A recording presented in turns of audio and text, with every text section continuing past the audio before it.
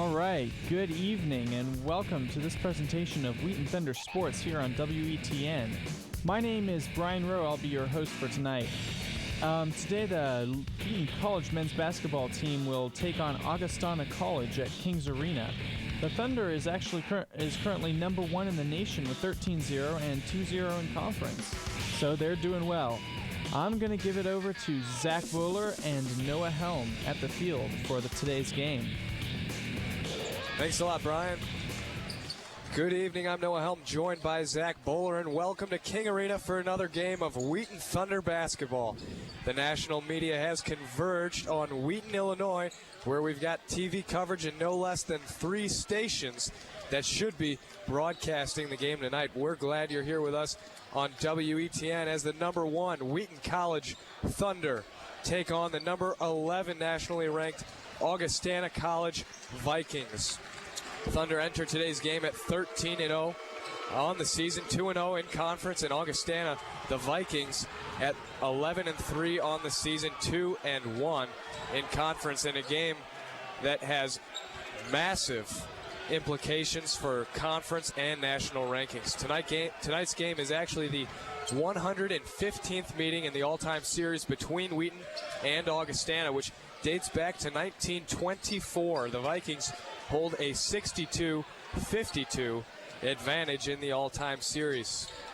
In last year's meetings, Augustana won the first game 66-61 at Rock Island. The Vikings led by as many as 9 points in the first half before Wheaton actually rallied to take a 30-27 halftime lead. However, Augustana was able to regain momentum in the second half and come away with the win. Kent Raymond led all scorers in that game with 24 points. We'll have more on his scoring as this broadcast progresses. Ben Panner added 14, and for the Vikings, Chandler Collins collected 12 rebounds. And Zach, Mr. Bowler, the second game was a different story. It certainly was, Noah. The scene shifted back here to King Arena, and in another game last season with national implications, Wheaton took control of the game early, got out to an 11-point halftime lead, and ended up victorious at the end of the game, 73-60 over Augustana late in the regular season. Brett Wessels, who is back for Augie this season, led Augustana in scoring that game with 14 total. That's really going to be the key for Augustana in this game, keeping that balanced attack that they played so well all last season and have this year as well. In that second game, Kent Raymond matched his 24 from the previous game, but he shot much better and also got a lot more support from the rest of the team. Ben Panner contributed 19. Andy Wheely had 13. Really, the balanced attack belonged to Wheaton in that second matchup, Noah. And you talk about balanced attack, something that Wheaton has gotten better and better at. You know, you can always go to Kent Raymond at that number 1 option, but this whole team has been able to contribute, and they've been doing it without preseason All-American Andy Wheely. And tonight, we may get a little Andy Wheely action finally. Yeah, it looks that way, Noah, and you know, that's really going to be a key for Wheaton. And it has been so impressive the way they have played without him in the lineup. Really, being right there with very good teams. The Illinois Wesleyan game especially was a great example of a team just pulling together without its star center and just playing very good basketball. And we are all going to rise, remove our caps, and hopefully you will be able to hear the playing of the national anthem. We'll be with you in a second.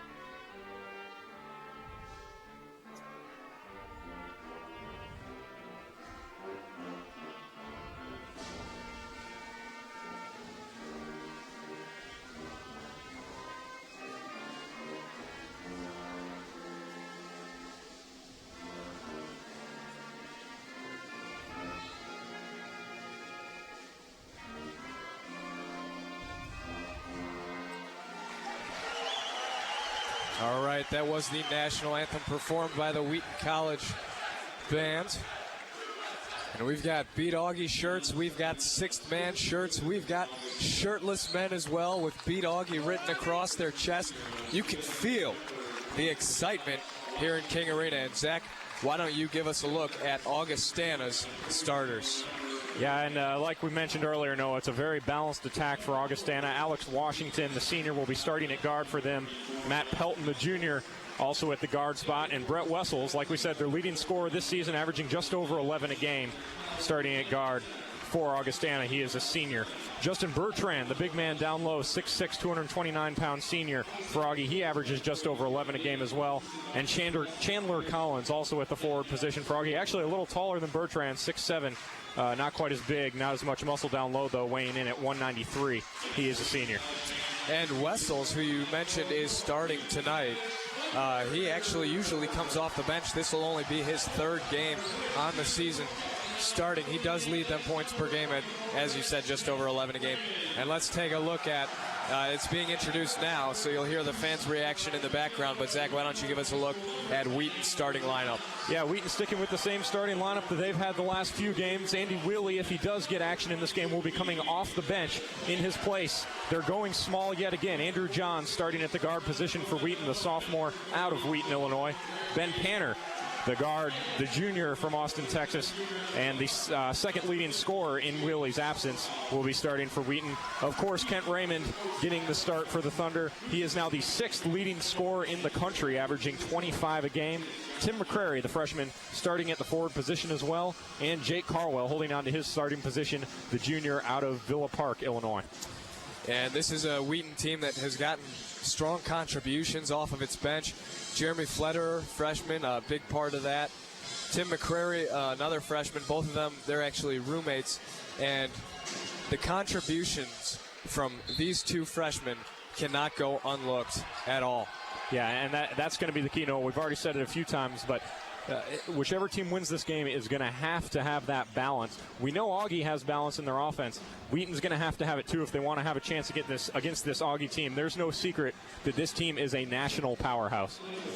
All right, and we are going to get underway. Wheaton in all white, home white with orange numbering, and Augustana, the Vikings, in their away blue. Wheaton to jump it up with Carwell. Carwell wins the tip and goes to Panner in the backcourt, and it's Wheaton basketball to start this one off. Wheaton moving from right to left on your radio dial. Panner has it now at the top of the key between the circles, between the legs dribble, bounces over right pocket to Johns, swings it through, finds Raymond top of the key, driving, picks up his dribble. Panner, baseline left jumper, got it, 2-0 Wheaton. Great pass from Raymond to Panner there, found the open man down low, and he knocked down the open jumper. Pelton right wing, Johns on him, hands to Washington, left hand dribble, splits two defenders, going on Raymond to the left block, puts it up and goes in and out. Rebound pulled down by McCrary. And McCrary will give it to Johns to bring it up the left side of the floor against Pelton. Johns dribble between the circles, left hand coming left side, now going all the way to the cup. Bounce pass, McCrary jumper, got it. Good penetration by the sophomore, finding the freshman for about a 14-footer. Here's Pelton on the other end, goes by Johns. Carwell's there to help, bounce underneath Washington, kick out. That's going to be big man for three, Chandler Collins, so that's off the mark. Rebound pulled down by Washington, and Augustana will reset. Ball comes out to Wessels. He pulls up from 16. That's long off the back of the rim. Gets his own board, puts it up again. No good, and BP pulls down the board. Here comes Johns across the timeline. 2 on 4, if you can call that a break, and he'll pull it out. And gives it to Panner, who will set the motion offense in place. Carwell has it now. High block, left side, bounce to Raymond, 3 from the right wing, and that's going to be short off the front of the rim. Rebound pulled down by Washington. I'll tell you what, Noah, Wheaton looking good on offense early in this game, getting 3 open jumpers thus far. That was the first miss for Wheaton of the game. Washington right-hand dribble between the circles, 4-0. Wheaton with the lead, 18-07 left in the first half. Collins goes back to Washington, fakes underneath, and keeps his dribble alive on the right-hand side. Now bounces underneath, right post. Collins, hook shot, that's good. We're already seeing some trouble for Wheaton with that small lineup down low. Augie already with 2 or 3 offensive rebounds in the game and getting open looks over the smaller Wheaton lineup. 4-2. Wheaton with the lead, 17:45 left in the first half. Johns has it. Drives baseline right, picks up his dribble, finds Carwell at the right elbow. Left-hand dribble, spinning to his right, finds McCrary baseline right. McCrary looking for Johns' back door. That's not there. Goes top to Carwell. Carwell holds. Collins on him. Left-hand dribble. Shovel pass to Raymond, and he puts it in for an easy layup. Good look by the big man. Great look there and great cut by Kent Raymond to get to the basket. 6-2, Wheaton with a 4-point lead, 17:15 left in the first half. 17-footer on the other end is short. Offensive board by Collins, he puts that back in. We're seeing it again, Noah. That's the third or fourth offensive rebound for Augustana. Wheaton's got to be careful here. They can't afford to get manhandled down low this entire game. And Collins averaging over 4 offensive boards a game, so we're going to have to box him out. 6-4, Wheaton with the lead, little less than 17 left in the first half. McCrary drives baseline right, and he's going to get, actually, charges called as Bertrand got down on the floor. Yeah, that looked pretty close. Bertrand might have just gotten set, but that looked like a pretty close call there. One of those ones where you basically say it could go either way. Flip a coin for it. Augustana wins it that time. They trail by 2, 6-4, 16:45 left in the first half. And it's going to be on the right side. Wessels, he goes underneath, and that's missed by Pelton, and the board pulled down by Raymond. Outlet pass to Panner, and he has it taken away. Here comes Wessels down the floor. Carwell steps in a nifty move around him, puts in the layup. Great play by Wessels there. Just picked the pocket and took it all the way himself. 6-6, 16:30 left in the first half. Panner between the circles, left side now. Almost had his pocket picked by Wessels again, and he does, and then he fouls Wessels in the process. Well, we're seeing right away that it looks like this defense by Wessels is going to create a problem for Wheaton. That's 2 steals in a row. The first one picked cleanly. That one, he almost got the steal, and then he was fouled as he made his break for the ball. Collins and Pelton check out for Augustana, and checking in, DeSimone and Voiles. DeSimone with a left-hand dribble on Johns. Bounces over left wing, finding Nelson, who just checked in as well. Here's a 3-ball right wing by Dell. Stuffed by Raymond, and he's got it. Passes to Carwell underneath on the break for the dunk.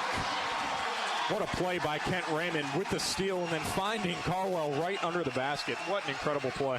8-6, Wheaton with a 2-point lead, 15:50 left in the That's good defense. First half, and you're going to see a foul called on Carwell. That looked like a tough call to me, no. It looked like he was standing his ground.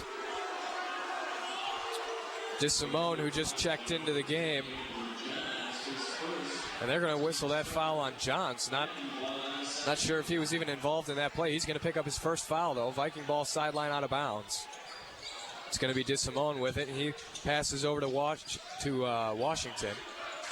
Now goes back out to Delp, who had his first shot stuffed. He's looking for another one. Cross-court pass, DeSimone, 3-ball, and that's good. 9-8, Augustana with a 1-point lead on Wheaton, 15:30 left in the first half. Here's Johns being guarded by DeSimone, finds McCrary right wing. McCrary goes to Raymond posting up, and he puts in the nice shot from the low block. What a move by Raymond. He thought he was fouled too, but a great job to absorb the contact and get the basket up and good. 10-9, Wheaton with the lead, 15 minutes left in the first half. Left wing, that's going to be Delp with it. Right-hand dribble, he goes all the way to the hole, and he was uncontested coming off the screen. Yeah, that was a nice move off the screen there. He knew where it was, and he went right around it, kind of just ducked under it there. That gives Augustana the lead once again, 11-10, 14:50 left in the first half. Panner, left-hand dribble, top of the key, finds Raymond left side, now goes left pocket to Johns. Johns, left wing, McCrary. McCrary in the lane to cutting Carwell. He puts a shot up. Actually, that's Panner. He'll go to the line for 2. You know, we're seeing Wheaton get to the basket pretty easily here. It looks like both offenses not having a whole lot of trouble getting to the basket early here. And on offense, at least, that's a good sign for Wheaton. That's what they want to do this entire game is get to the basket. And you know, you never know what's going to happen, even if you don't get the basket, as we saw there. Create a foul and get to the line. That's right, and Wheaton sends a very good free throw shooter to the line. Shooting 84% on the season is Ben Panner. He's got 2 here, as that's the first team foul on Augustana, and the first one is good. You know, Noah, if we're looking for a key to success for Wheaton so far this season, and of course there are a lot of them, One of them, though, is that they have jumped on teams early all season long and have not given them a chance to get back in games. They've outscored opponents by 139 points combined in the first half so far this season. So this first half, crucial to Wheaton's success. Panner with a chance to give Wheaton the lead, and he does with his second free throw, 12-11. The Thunder with the lead, 14.5 left in the first half. Here on the other end, DeSimone with it, rotates it over to the right side. That's going to be Avallone. Avallone goes between the circles to DeSimone. Now Washington runner from the baseline left, and he misses, but another offensive board and a putback for Voiles. Coach Harris wants a timeout. Wheaton looking a bit like they could use Andy Wheatley down low. Who knows? If they are planning on using him in this game, maybe they're going to think about getting him in a little bit earlier than they might have wanted to. They're really getting manhandled down low under their own basket. And again, boxing out is something that this Wheaton team has got to do.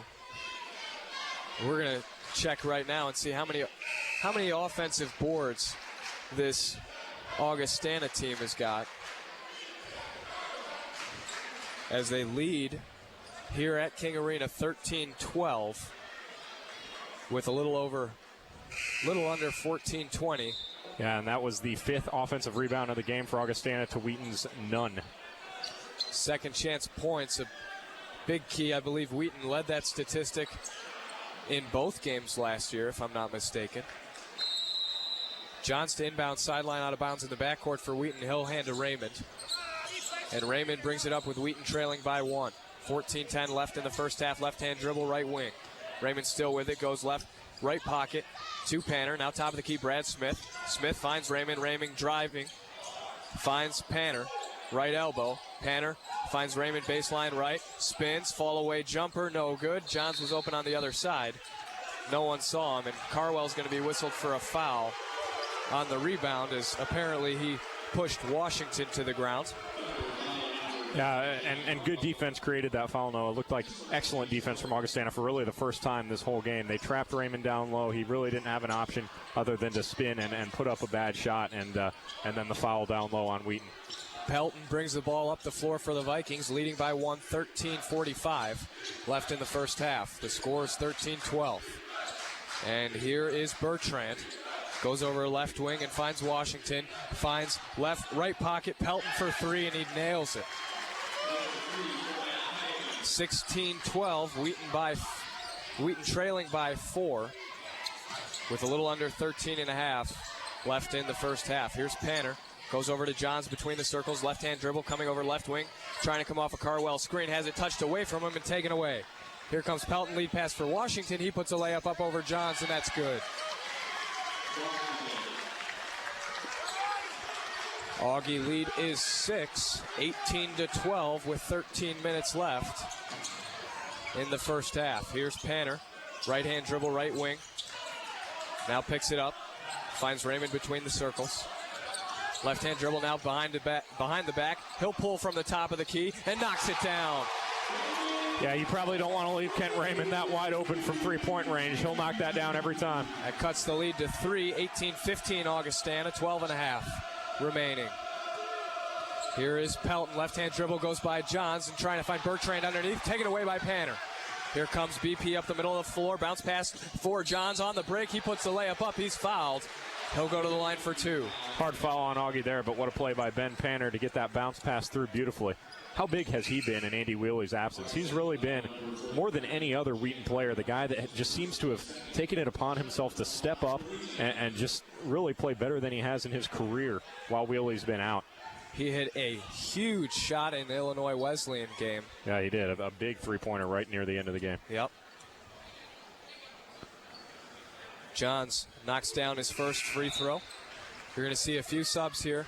One for Wheaton. Flederer checks in for BP. So on the floor for Wheaton, Flederer, Raymond, John Smith, and Carwell. And for Augustana is Collins, Bertrand, Wessels, as Johns knocks down the second, DeSimone, and Delp. Here's DeSimone bringing it up the floor. Crossover to his left hand, top of the key. Finds Delp. Delp right-hand dribble goes outside to Collins. Collins rotates it to the right wing. That's going to be Wessels with it. Driving on Raymond. Bounce pass underneath to Bertrand. Turning, firing. No good. Rebound pulled down by Augie. Wessels has it. 17 feet out, goes back to Bertrand. Baseline left, and he walked. Wheaton ball coming down. Trailing by 1, 18-17. Yeah, 12. Sorry, Noah. Wheaton getting a little lucky there that the walk just still getting manhandled on the offensive boards. And what that's doing is Augustana is not shooting as well as Wheaton, but they are outscoring them because they're getting more field goal opportunities. Raymond with it, left wing. Finds Smith on the perimeter. Smith bounces to Carwell, baseline left. Carwell right-hand dribble, trying to post up. Raymond goes outside to Smith instead. Smith in trouble, finds Raymond left wing. Raymond looking at Carwell. Puts it on the floor, pulls back, fires from three, no good. Offensive board, Brad Smith kicks out Flederer for three, that's no good. He was open. And here comes Delp. Left-hand dribble on the right wing, Flederer on him. He's going to come off a Collins screen. Delp trying to get to the left block. He does on Flederer, turns, fires over him, and scores. Yeah, that's the second time Delp has done that, kind of ducking under that screen down low and just getting himself open. That one a little more difficult than the first, but he made a nice play and put the ball in the hoop. 20-17, Augie with the lead. BP getting ready to check back in. Flederer with the ball, finds Raymond, about 14 feet out, goes over to Carwell on the left side. Carwell holding on Bertrand. Goes top of the key between the circles to Smith. Smith bounces over to Raymond near the left hash. Raymond left-hand dribble coming up on the left wing. Now crosses over to his right, driving. He's double-teamed. Finds Flederer, driving, kick out. Carwell, 3 seconds left. Cross-court pass. Johns puts it up to beat the buzzer, and he goes and actually missed it, and Brad Smith taps the rebound out of bounds. Good attempt, that went in and out. Sorry, Noah. Andy Wheely checking into this game for the first time since his injury. And we're going to give an early second-half shout-out, call it a first-half shout-out to Mr. and Mrs. Wheely, listening in from St. Louis. They wanted to be here for their son's comeback and decided against it because of the bad weather. And he pulls down his first board just like that, a couple seconds in to his playing time. And here's Johns with it. About 17 feet out straight away, goes right wing to McCrary, rotated over, Panner, inside Wheely. He puts the shot up. That's going to be long. And he smiles running back down the floor.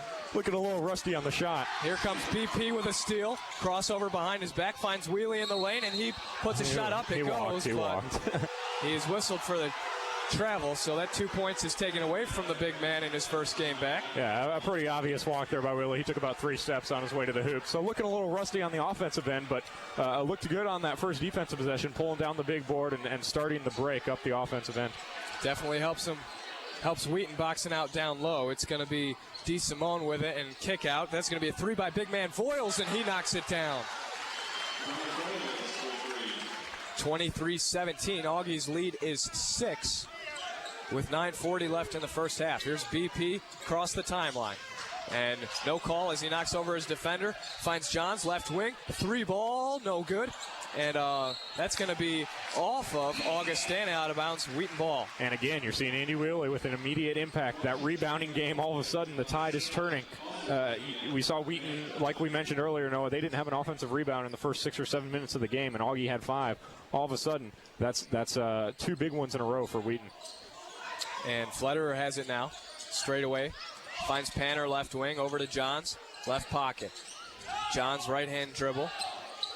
And it looks like Augie's shifted to a 2-3 zone. Johns has it now on the left wing. Finds McCrary. McCrary trying to go underneath to Wheely, and he threw it away. Voiles to inbound. And Pelton will bring it up the floor. Pelton left-hand dribble, trying to go by Johns. Johns staying with him, finds Washington instead, driving, kick out Voiles. Another 3 for the big man, and that's long off the back of the iron, pulled down by BP. Panner coming up the floor. Crossover behind his back. Frees himself up. 17-footer. Got it. What a play by Ben Panner. Totally shook his man with the crossover. Knocked down the open jumper. Washington on the other end of jumpers. And that's no good. Rebound pulled down by Wheely. Wheaton trails by 4. 23-19. And here's Flederer on the right side. Perimeter. Washington aggressive D. Flederer keeps the ball and bounces to Wheely, who has it on the right side perimeter, and he'll hand out to McCrary and eventually Johns. Now Flederer on the left wing. Flederer Bounces to Wheelie. He's got some work to do to get his position. Finds Johns cross court. 3 ball. That's no good. Long. Short, actually, off the front of the rim. Johns struggling to find his touch from the perimeter right now. He's been big, though, in other games against Augustana last year. And it's going to be a baseline runner. That's no good by Avalon. Rebound pulled down by McCrary, and Panner will walk it up the floor. Yeah, and Wheaton starting to find their way on the defensive end here, not allowing the down-low penetration that they allowed early in the game. Johns goes down low to Wheelie. He's fouled. And that is only the 3rd team foul by Augustana. Yeah, but pretty impressive. I don't know if I've ever seen anyone come into the game, miss a layup, walk, and still have as much of an impact as Andy Wheelie had in his couple minutes there. He had some big offensive boards. He got fouled twice. He knocked one out of bounds off the Augustana player. He didn't score, but he had a big impact for this Wheaton team. And he'll get a breather now. Panner with a baseline jumper. That's good. That'll force a timeout by Augustana. Yeah, the Augie coach obviously not happy with the inbound play there. A wide-open jumper knocked down, and it's a 2-point game. This broadcast of Wheaton College basketball is sponsored by Dr. Richard Hyde. Dr. Rick believes Jesus gives life and healing to his children. He uses the spinal cord and brain to do this in the human body. Dr. Rick uses computerized technology as well as chiropractic and physical therapy to achieve the God-given health potential of his patients. Dr. Richard Hyde is on Roosevelt Road in Wheaton. Dr. Richard Hyde at 630-665-0788. So Wheaton trails by 2, 23-21, with a little over 7:40 left in the first half. Augie ball in the backcourt. Pelton's going to bring it up the floor. Junior, one of 6 players to score at least 8 points a game. It's going to be Collins now, working on Carwell on the right block, puts up a hook shot over him, and that goes down the well. 25-21 Augustana. Raymond back into the game for the Thunder. Raymond, Flederer, McCrary, Panner, and Carwell. And Raymond has it on the left side, driving to the baseline. He's double-teamed, and he kicks out to Carwell. Carwell trying to go backdoor to Raymond, can't find him. Finds McCrary instead, and McCrary kicks out to Flederer. 10 seconds left on the shot clock. Flederer, McCrary on the left side, goes to Raymond posting up, and Raymond will have it taken away by Bertrand, who saves it. Actually, he walked. Wheaton ball. Yeah, Wheaton getting bailed out a little bit there by the walk. There was good defense played there by Augustana. You're seeing them double and even triple Kent Raymond every time he touches the ball. And Raymond will inbound it for the Thunder. Wheaton running a spread on the inbounds. He goes to Carwell on the left side. Carwell has it knocked off of his own foot and out of bounds. Good heads-up D by Matt Pelton. Yeah, very good D by Pelton, and that's not the first time we've seen him do that in this game. Pelton to walk the ball up the floor. Flederer picks him up. Goes over to Collins on the left side. Collins goes to Bertrand, who's fouled by McCrary. And it looks like McCrary's going to get a sub here, as that is his second foul of the half. Smith checks in for McCrary. Washington to inbound. Washington inbounds to Pelton, gets it right back on the left wing, goes to Bertrand, left elbow. Bertrand hands off to Delp. Delp picks up his dribble and finds Washington between the circles. Back over to Delp now. Left hash, driving on Panner, pulls it out. And his pass is taken away by Jeremy the Jet Flederer, who puts in a layup, and he'll go to the line for one more. What a play by Flederer. He was so far ahead of that steal that he almost overplayed it and ran right by the ball. He had that one picked out all the way, came down, and really a silly foul by the Augie defender. No reason to foul there. You probably would want to just let Flederer take that ball up to the hoop there, but he hacked him, and Flederer will have a chance for a three-point play here. And the freshman on the year shooting about 78% from the foul line. He knocks down the free throw to convert on the three-point play, and he'll get a sub as Johns comes in for him. Wheaton trails by 1, 25-24, 6:20 left in the first half. And it's going to be over on the right side. Wessels with it, goes underneath to Bertrand, stuffed by Smith, and Johns comes away with the board. Johns, top of the key, and he throws it away. Here comes Pelton down the other end, right side. Pelton driving on Carwell, and he'll pull it out, find Delp. Leaner from the right side. That's off the glass and in. What a shot by Delp. Off balance, Leaner. He puts it off the glass from a bad angle. That was a great shot. 27-24 Augustana with the lead in the first half. Panner with the dribble on the left side, trying to post up. Raymond goes top of the key to Johns instead. Johns rotates over right wing to Smith. Smith right-hand dribble and cross-court pass now to BP. Panner underneath to Raymond, and he threw it away. Another turnover for the Thunder, and here comes Wessels. Pulls from three on the break. That's no good. Rebound BP. Really not a good decision by Wessels there. Augie had the momentum. 3-point lead. Wheaton had a couple turnovers in a row there, and he just put up a three-pointer really quickly. Wheaton trails by 3. Raymond with the ball. 5:15 left in the first half. Raymond between the circles, goes to Smith on the right side. Back to Raymond. And he goes away from the screen. Almost lost it, and then does. Another steal, 3 straight possessions. And here comes Pelton, and he finds Delp. Delp over to Wessels. Wessels driving 3 defenders, and Raymond stuffs his shot. Delp will take a 18-footer from the right baseline. That does not fall. And Johns pulls down the board. Raymond, left wing, finds Carwell top of the key. Back to Raymond. Raymond driving on his defender, and the foul is called on the drive. Well, I'll tell you what, Noah, this game started out with some frenetic offense, but we are seeing some defense being played now. There are 8 total steals in the game, 5 for Augustana, 3 for Wheaton. That last block was the 5th of the game, Wheaton with 4 of them. Kent Raymond, I've certainly seen him pack a shot or 2 this season. Yeah, we have. It looks like a line change for Augustana here. That's what we call it in hockey. They got 4 guys on the floor being substituted here. Almost like Grinnell. And Ben Panner with the ball between the circles. Bounces top of the key to Smith. Smith will hand off to Carwell. Carwell left side, Panner perimeter. Panner trying to find Smith down low. Finds Raymond instead for 3. I was about to say got it. Finds Panner instead off the offensive board for Johns.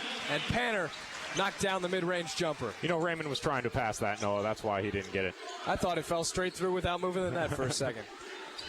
Washington with the ball between the circles, rotated over to Voiles on the right side. Voiles goes underneath for the big man. Right-hand jumper is no good for Nelson.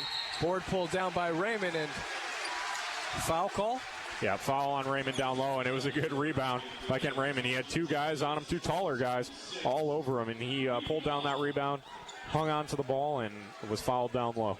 So Washington picks up the foul. It's his first, team 6th. The next one will put Wheaton to the line for 1-1. Wheaton trails by 1. 27-26, Augustana with the lead. Little less than 4 minutes left in the half. Panner between the legs, dribble across the timeline. Comes off a Raymond screen, then stops on the right side.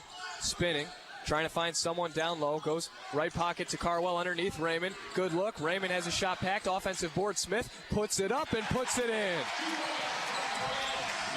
That's 2 possessions in a row that Wheaton tried to force the ball to Raymond. It didn't work out, but it bounced right to a Wheaton player for the bucket. They have their first lead since early in the half. 28-27. Wheaton regains the lead. Delp runner on the other end. No good, and his shot is out of bounds. No one touched it except for Delp. And they're going to whistle it off of Wheaton. Yeah, that's one of those where it seems like maybe the ref didn't know whether to call the foul or not, so he decided just to call it out on Wheaton to make up for it. Flederer checks back in for Wheaton, and Panner checks out. So on the floor for Wheaton, Flederer, Raymond, Carwell, Smith, and Johns. To inbound, DeSimone. DeSimone bounces underneath to Nelson, touched away by Brad Smith, and out of bounds. So it's going to be Augie ball, baseline out of bounds again. They trail Wheaton by 1 with a little over 3:20 left in the first half. Inbounds to Washington, wide open underneath as he lost Raymond, and that gives Augustana the lead. 29-28. Here's Flederer across the timeline. Right-hand dribble, finds Raymond on the left side. Raymond with Washington on him, goes over to Johns, now posting up Carwell. Carwell on the left block, spinning towards the middle of the lane, hook shot, off the back of the rim and down. And we're seeing Carwell being able to dominate down low there. He's got a bit of a mismatch. They need to keep going inside to him because if they're going to double Raymond every time he touches the ball, Carwell's going to have that all day. Seesaw battle continues, and Wheaton takes a 30-29 lead. 2:45 left in the half. In the lane, Wessels puts a shot up off the glass and in. So that gives Augustana the lead now, 31-30. Back and forth action here, Noah. This game is living up to the billing. It certainly is. And it's C-Train Appreciation Night. We'll get into that later. Johns with the ball, finds Flederer between the circles. Flederer, left-hand dribble, almost lost it. 15 seconds left on the shot clock. Goes over to Raymond. Raymond driving left hand, 16 feet out, kick out. Carwell, top of the key, 10 left on the shot clock. Johns, left pocket, kick out Smith to Carwell. 18 feet out straight away, puts it on the floor, driving. Shot is no good. And a foul is called as Smith or Carwell got in there. It looks like it's going to be on Brad Smith. So it'll be Augustana ball, baseline out of bounds. Yeah, that was the idea again there, though. No, Carwell got to the hoop, had an open look. Unfortunately, the layup went in and out, but he's getting that look every time. Collins to inbound as he checks back into the game. 31-30, Augustana with the lead and the ball. Pelton between the circles, finds Bertrand. Now over to Wessels, 16-footer, got it. And Ben Panner comes up limping a little bit. 33-30, Augustana with the lead. And Wheatley back into the game for Wheaton here. Raymond finds Wheatley underneath, who goes up and is fouled. He'll go to the line for two. He's calling, asking for goaltending as well. It's a little wishful thinking there from Wheatley. You might as well, right? You got to ask at least. He's not going to get it. Andy Wheatley on the season shooting 64% from the line. He'll get two here, and his first is short. You know, the last time these two teams played, Wheatley hit a three.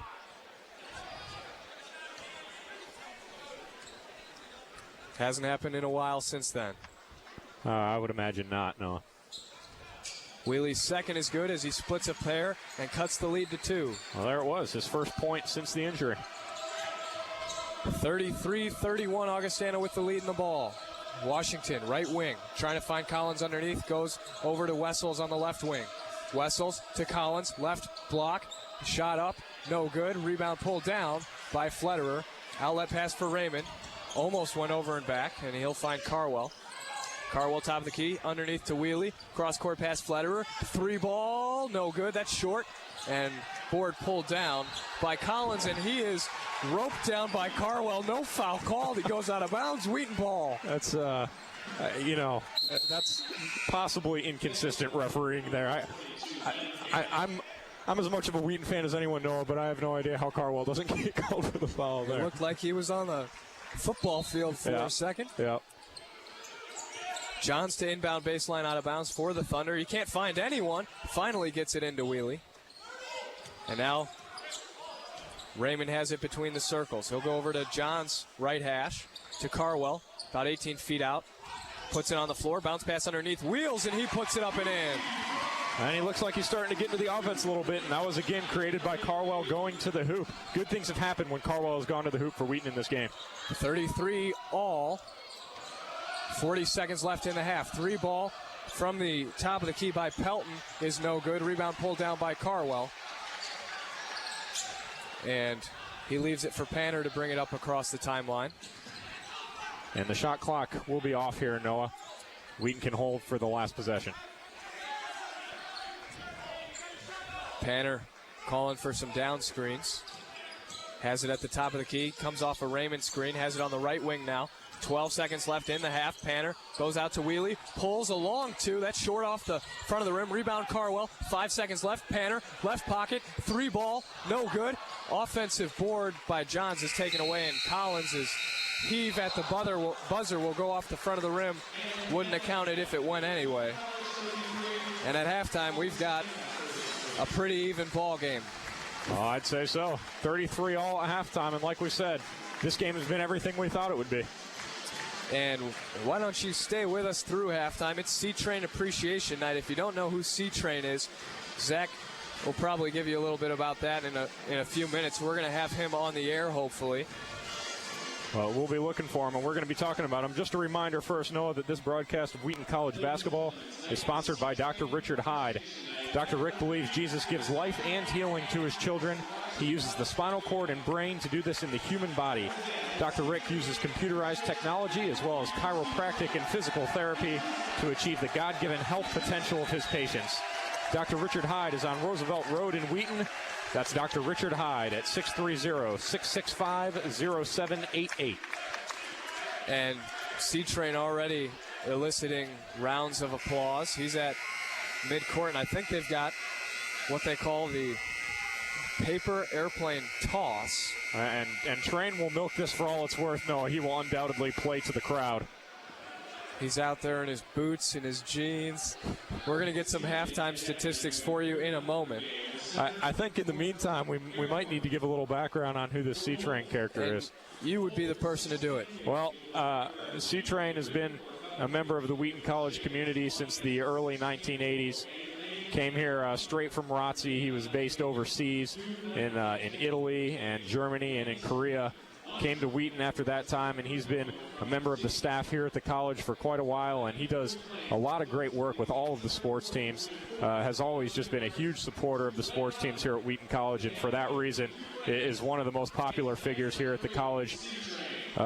Basically internationally beloved among the student body, and just a great guy, a great messenger of Christ and the gospel, and you really can't go to a Wheaton sports game without seeing C-Train there. He's done some great work with all the teams, and I know all this firsthand because he's done some great work with the Wheaton hockey team, of which I'm a member. He is actually the team manager of the Wheaton hockey team.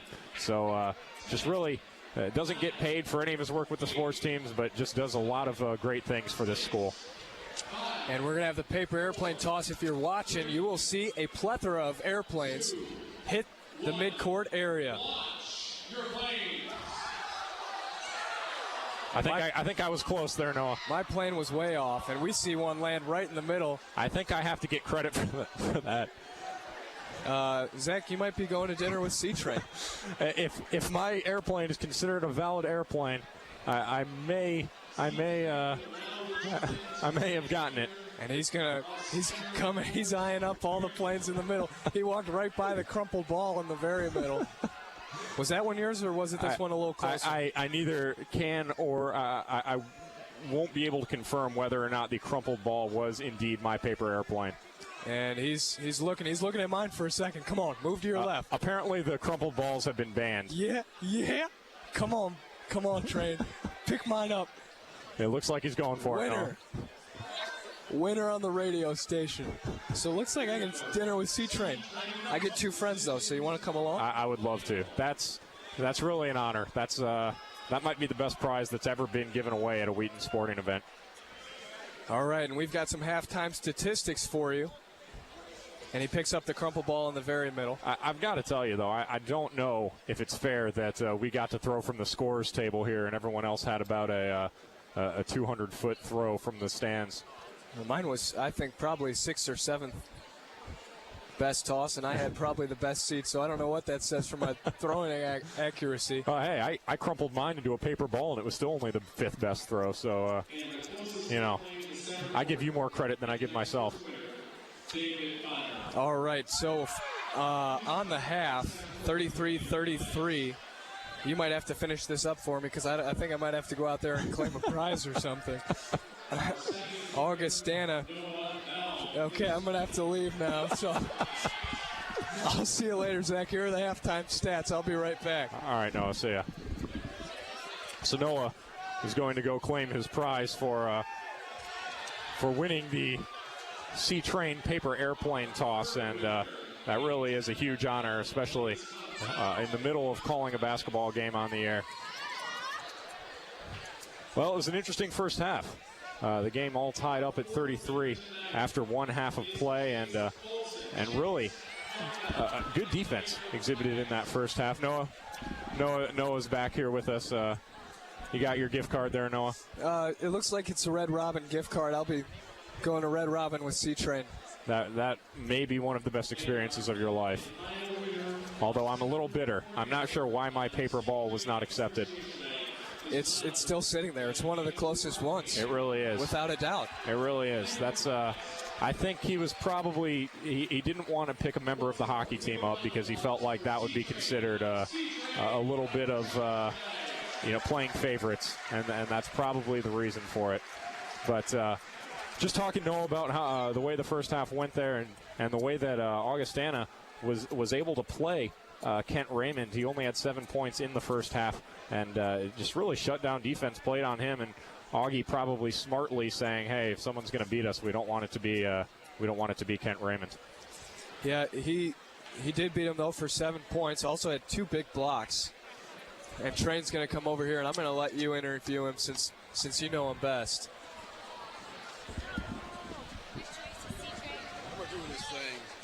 We've got, go ahead, sit down, Train. Can you hear me, Train? I hear you. We've got Clarence Edwards Jr., also known as C-Train, on the air, joining us live here at halftime of the Wheaton College basketball game. Train, how did you like that paper airplane toss?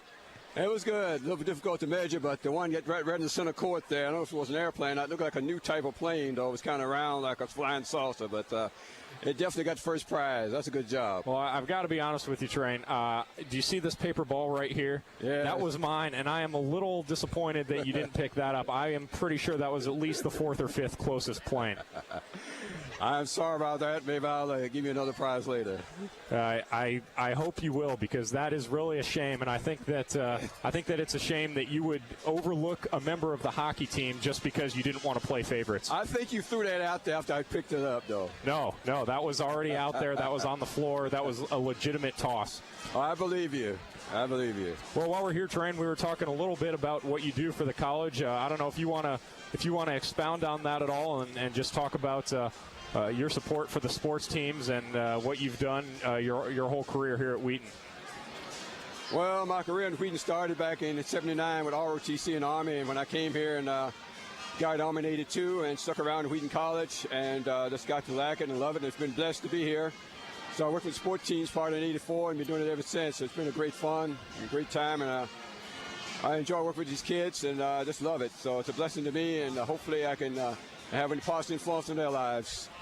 Well, I know that everyone appreciates the work that you do for all the sports teams, and that's why we're able to have things like C-Train Appreciation Night here at the basketball game. I know that these kinds of things wouldn't happen if you weren't such a beloved figure here at Wheaton. What do you think of that first half? A pretty good first half of play, huh? Yeah, it was. I wish we was ahead right now, but at least we're even up here. So come back out and pick it up and get the job done tonight. We knew it's going to be a hard contest, but both the teams are tough, but I think Wheaton will pull it out tonight. At least I hope they do. So we continue to stay in the number 1 slot. Yeah, it was a well-played first half, a good game. Obviously, 2 of the best teams in the country. What would you say has been, in your time here at Wheaton, what would you say has been the best year for a Wheaton College sports team that you've seen? It's hard to nail down a year, but I'd probably say probably in the 90s was good years. It's a good year since then as well in the 2000s. So we do have pretty good teams around, especially with football and the basketball teams and all that. And baseball has been picking it up as well. So and so is softball. I mean, all the teams are doing well. Soccer, both men and women did an awesome job this year. So it's an awesome thing they're doing at this school. It's a good representation for sports with a Christian institution. Yeah, well, it's certainly a good time to be a Wheaton sports fan, and C-Train, I just want to thank you for joining us on the air here, and thank you for everything you do for the Wheaton College sports teams. Well, thank you for having me, and I got to put a plug in for hockey this weekend. We got 2 home games this weekend at St. Ives and Glen Ellen. I believe the game on Friday is at 7:50. The game on Saturday is at 4:50 in Glen Ellen, St. Ives. So appreciate your support. Just come on down and support the Wheaton College hockey team. I'd appreciate it. Once again, thank you, and Happy New Year's to everyone. God bless you. All right, thanks, Train. And if you wouldn't have plugged the Wheaton hockey games, I certainly would have. That's going to be a fun weekend of games. And again, thank you, Train, for joining us and for everything you do. And hey, I'll see you at hockey practice later tonight. Sounds great. Thank you.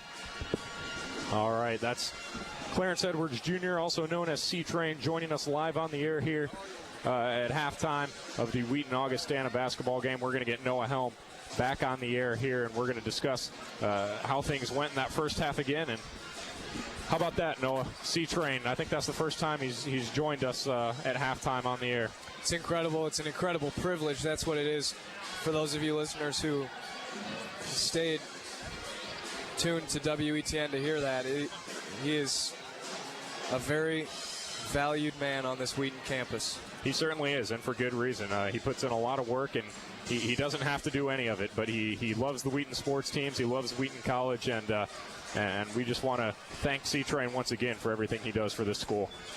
So here on C-Train Appreciation Night, Wheaton College and Augustana College, the Thunder and the Vikings going at it for, let's see, the 116th time in the storied schools rivalry. And at half, Wheaton shooting 46% from the field. That's 5 spots better than Augie at 41%. But look at this. Augustana got up 8 more shots than Wheaton in the first half, and that can be attributed to turnovers. Wheaton with 10 first half turnovers to Augustana's 4.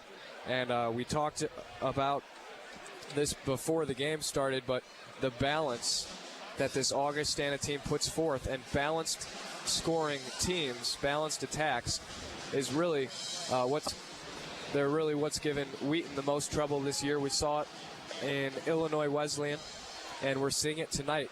4 players with 5 or more points at halftime for the Vikings. And Wheaton's got 2.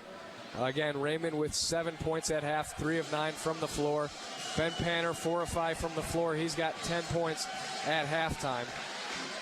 Andrew Johns with 2 points on 2 free throws at halftime.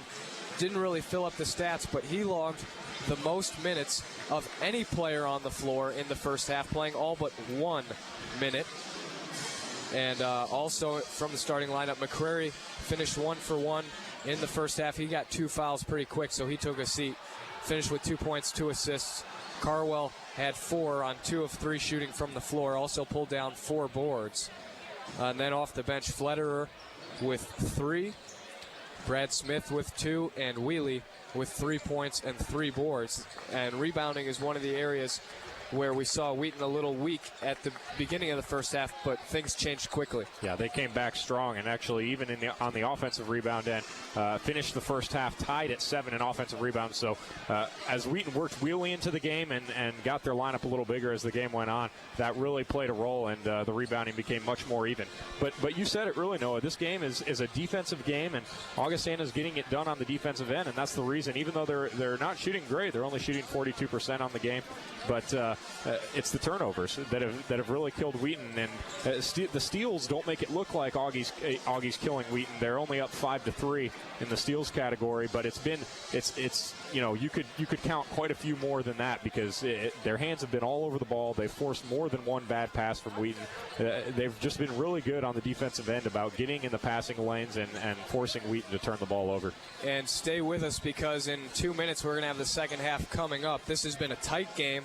The score has been tied 3 times if you don't count the if you don't count the tip-off, where it's 0-0. There have been lead changes 9 times in the first half, and this the 3rd conference game of the season for Wheaton in a CCIW conference, which is absolutely stacked. Now all but one team, and that team being North Park, all the rest of the CCIW teams are receiving votes for the top 25 teams in the nation. Yeah, and we have to talk about this, Noah, just how much depth the CCIW really has this season. There's no team in the conference that has a losing record. 4 of the teams in the conference are ranked, and that's these 2 teams on the floor tonight, Wheaton and Augustana. Elmhurst and Illinois Wesleyan also ranked. The teams that aren't ranked and that aren't really considered traditional powerhouses look every bit as good, if not better, than the ranked teams, as Carthage is undefeated in the conference, North Central is undefeated in the conference. Both those teams are 10-3 on the season. Milliken, a basketball powerhouse, they are not. They're 10-2 overall on the year. And to top all that off, one of the worst teams in the conference, according to their record, Elmhurst at 0-2 in the conference, just beat number 1 Washington University to hand them their first loss in 16 games. So the CCIW is alive and well, that is for sure. And even the North Park team, which is the one team not receiving votes. North Central is their win over Elmhurst, I believe. We probably got them in the running for that. But you look at the one team not receiving votes for that top 25 ranking, North Park, is a team that Wheaton, I won't say struggled with, because it was really a 25-point game, but put up a pretty good fight. Very athletic North Park team. Likes to get steals, get out on the break. Their three-point shooting traditionally keeps them in games, but they were able to stay in the game, in quotes, sure, in the game. And they have a winning record, and they played a very similar game against Washington University in their first game of the year, where they stayed in it till the very end, and then WashU kind of pulled away. But, yeah, from top to bottom, the CCIW is stacked this season. And it's going to be WashU ball as we start this second half off. And Alexander is going to bring it in from the backcourt. 33 all to start the second half. Number 1, Wheaton against number 11, Augustana. Here's Bertrand at the free throw line, dribbles it off of Carwell's foot, picks it back up and under, and he puts it in to give Augie a 2-point lead early. Yeah, Wheaton's going to have to commit a little more manpower down low. That's just too easy. Here comes Raymond across the timeline, picked up by Washington. Raymond left-hand dribble gets by Washington, bounce past McCrary, baseline right, jumper, got it.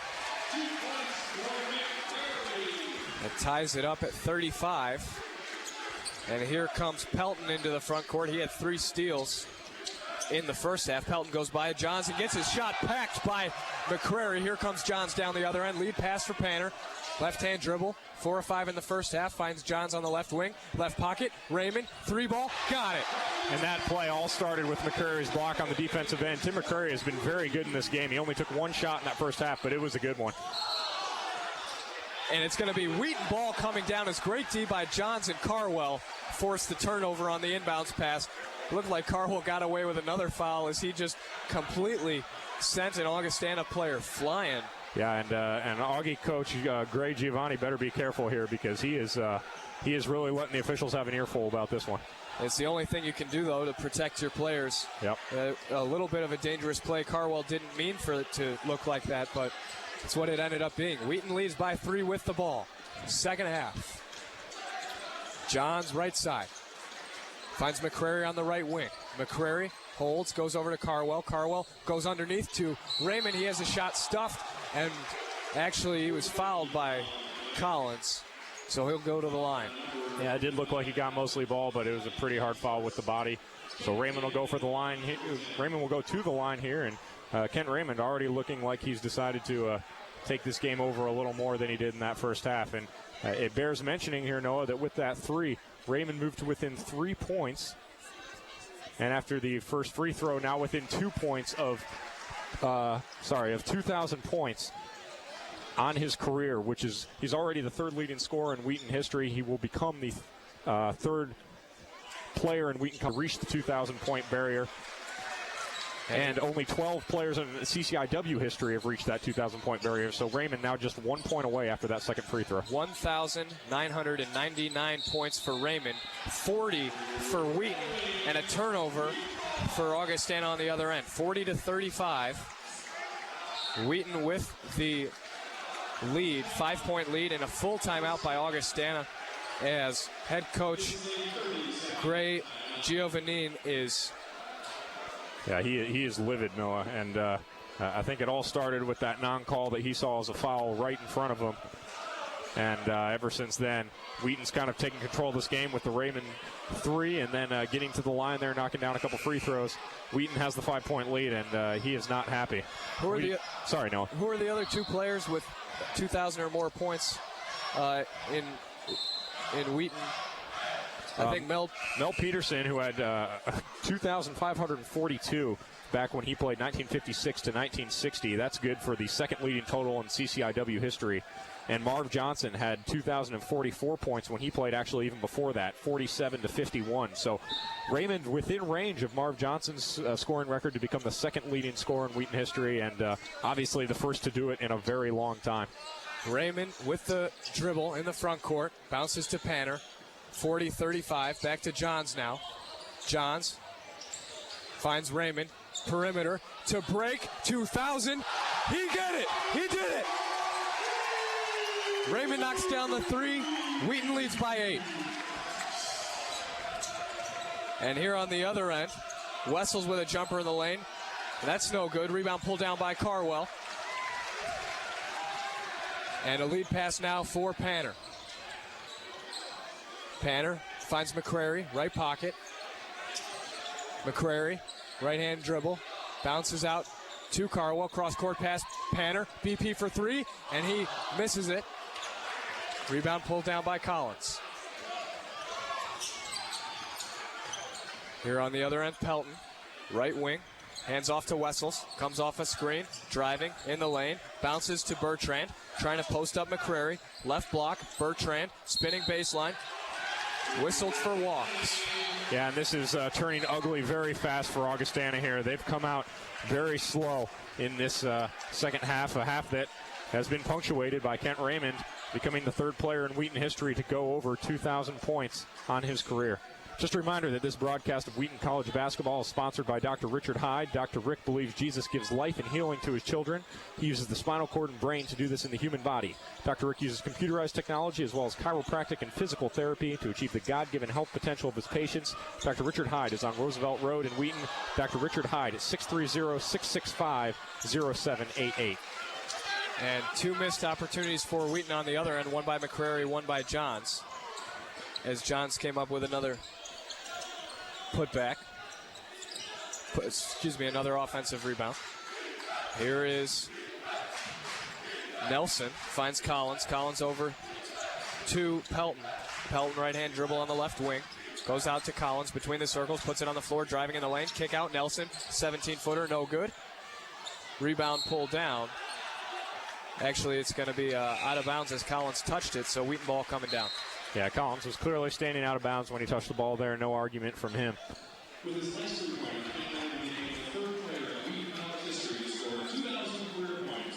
And the announcement has just been made in the building. Then Kent Raymond just became the 3rd player in Wheaton history to score 2,000 points, and he gets a nice ovation from the crowd here at King Arena. Raymond with the dribble between the circles. Wheaton by 8, 43-35, 16 minutes left in regulation. McCrary has it, finds Flederer, bounces over to Raymond. Raymond runs into Flederer and then pulls it out, finds Johns between the circles, driving, left hand, pulls it out, left wing, finds McCrary, top of the key, rotated over to Flederer. Flederer trying to find Raymond, does, 4 seconds left on the shot clock, 3, 2, Raymond to beat the shot clock, and he hit it! Oh my goodness! You can't say much about that one. 46-35, Wheaton with an 11-point lead on 11th ranked Augustana. And McCrary comes up with a foul on the other end. And I think the building is still trying to get over Kent Raymond's 3-point shot. He looked like he was throwing a baseball or something the way he heaved that one up with 2 guys in his face. And he sunk it from about 26 feet away from the hoop. I mean, look at the faces of the players on the Augustana bench. Here's Wessels in the lane, dumps underneath to Collins, and he puts it up and in, and that brings a little bit of color back to the faces of the Vikings. Yeah, important basket for Augustana because they were letting this game get away very quickly. Raymond knocks over his defender and knocks down another 3. Give me that. Timeout, Augie. And Kent Raymond is in the building. Well, you have to wonder what happened here in the first half. Raymond was barely noticeable. We talked about it at halftime. He had 7 points in the first half. We are 4 minutes and 40 seconds into the second half. He's got 21. So in 4 minutes and 40 seconds, he put up 14 points, doubling his first half total. He must have said, that's enough of toying around with this team. Let's put them away. And you know, if you're Augustana, to some extent, what can you do? He's knocking down shots that nothing can really be said about them. No, I'm speechless. The first 3 he just knocked down was not pretty, but he heaved it from almost 30 feet away from the basket and sunk it. And then the last one, the Augie defender maybe not wisely attempted to draw a charge outside of 3-point range, and Raymond said, all right, you're going to flop on the floor. How about I knock down this 3? And he has just absolutely taken over this game, and Wheaton's got a 12-point lead. And well outside of 3-point range. It looked like he was shooting from about even of the hash mark. Yeah, and that may be the only one that you can at least somewhat put on the Augie defense. Usually, when you're flopping all the way outside the basket like that, that's a call that you're not going to get off in. And especially when Kent Raymond has the ball, it might be better to just try to play straight-up defense. And head coach Gray Giovannin just referred to Raymond as 24 because that's his number. Yeah, no respect. You think you might know him by name by now. 49-37, Wheaton by 12. Here is Delp, jumper off the glass and no good. Rebound by Flederer. He got up for that one. Lead pass for Johns. Johns goes away from a Carwell screen, pulls it back, hand off to Raymond. Raymond spinning on the perimeter. He's double teamed. Goes over to Johns, left pocket. Johns coming towards the top of the key, finds the top of the key, and now finds Brad Smith on the right block. Left-hand dribble, kick out Carwell, top of the key. Carwell, left-hand dribble, kick out Johns, 3-ball, left side. That's no good off the front of the rim, and he's struggling to find his shot, but he's playing great D, and he's played more minutes than anyone else on the floor tonight. Kick out to Wessels now on the other end. Bounce down low to Nelson. Nelson puts up a shot, and that'll go and one. Yeah, and a very important basket for Augustana. They really don't want to let this game get away from them, and that's a big play to get a three-point opportunity here. They've gotten the game back within 10 and a chance to cut it to single digits here and prevent Wheaton from running away with it. And Wheely and Panner check back into the game. So on the floor for Wheaton, Wheely, Panner, Flederer, Raymond, and Carwell. Nelson at the line for two. And the full line change. At the line for one. Sorry, no, the full line change coming for Augustana here again. As they'll get, it looks like 4 players substituted once again. And on the season, Nelson shooting 67% from the foul line. He knocks down the one free throw that he gets. So for the Vikings, Bertrand, Delp, Voiles, Avalone, and DeSimone. Here's Panner across the half. Finds Carwell, left side. Carwell, left-hand dribble, goes baseline, finds Wheely underneath for two. Nice play by Carwell once again, going to the basket. He's been great in this game.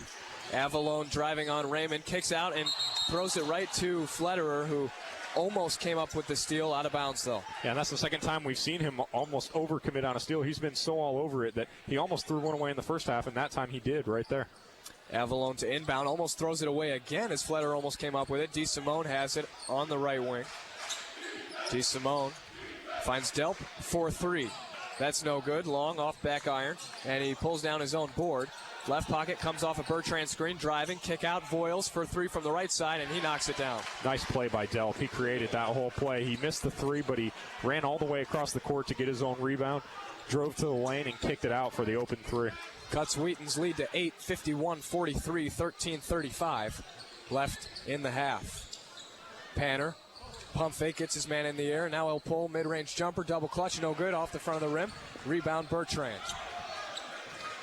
Bertrand will leave it for DeSimone to bring it up the floor.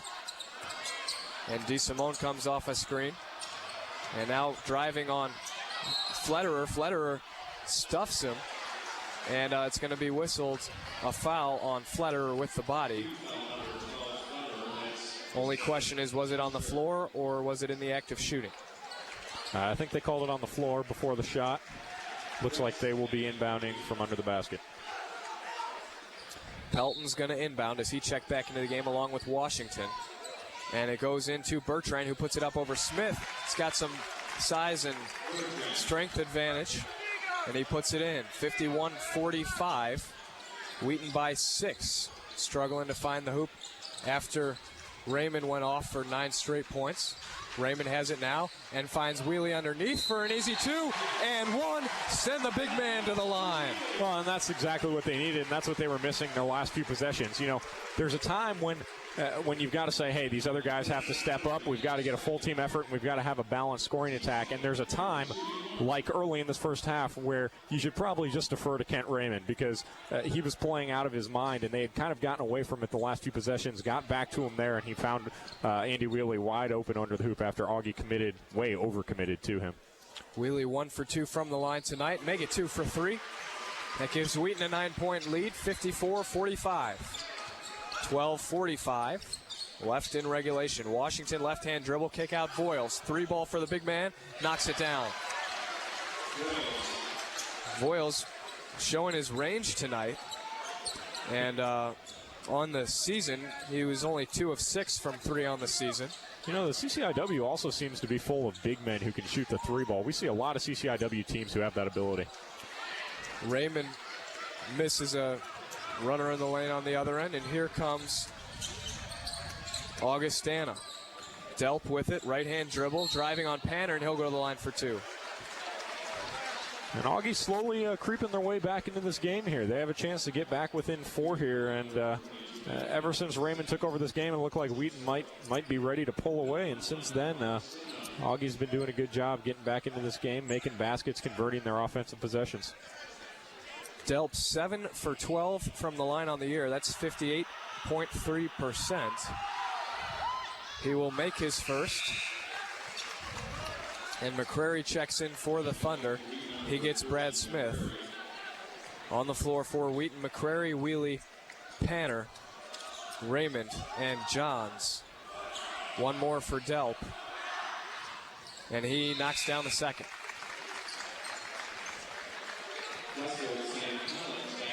That cuts the lead to 4, 54-50. Wheaton with a 4-point lead, 12-12 left in the second half, and a foul in the backcourt as Johns and Panner were breaking the press. Yeah, a little press coming from Augie. That's not what you want to do if you're them, though. You don't want to give up cheap fouls like that when Wheaton is all the way down at the other end of the court. And Carwell checks in for McCrary. Johns to inbound, and he finds Panner. It's a man-to-man full-court press. Panner with Washington on him, and he gets it across the timeline. Panner, left side, picked up his dribble, trying to find somebody, and he finds Carwell. Between the circles, Carwell puts it on the floor, driving to the basket, puts it up off the glass and in. I keep saying it, Noah, but every single time Carwell has gone to the hoop in this game, good things have happened for Wheaton. Looked like Pelton got away with a double dribble, bringing it up the floor, and blocking foul as he drives to the lane. It's going to be on Jake Carwell.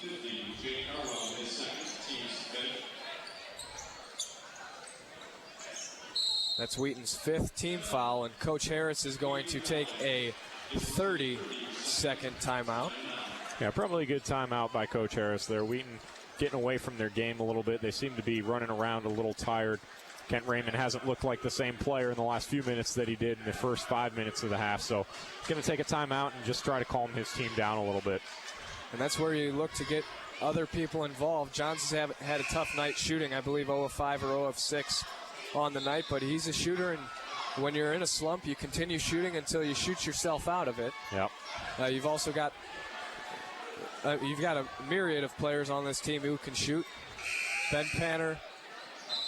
Yeah, we might see a 3 by Andy Wheatley again. You think he hit one last time these two teams played? He almost attempted one earlier in the game. He had 1 foot on the line, so he might be thinking the same thing.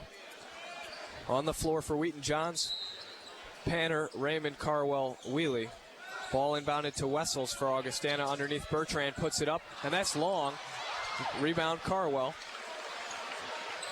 And Johns will bring it up across the floor, across the timeline.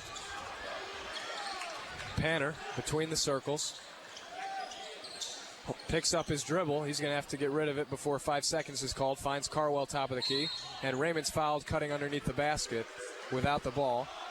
Wheaton ball baseline out of bounds. Yeah, and Augustana giving up some cheap fouls here. And, it might not seem like a big deal at this point, but they've been winning the foul game to this point in the game. And you really, that's not something you want to give away, especially in a close game if this game comes down to the wire.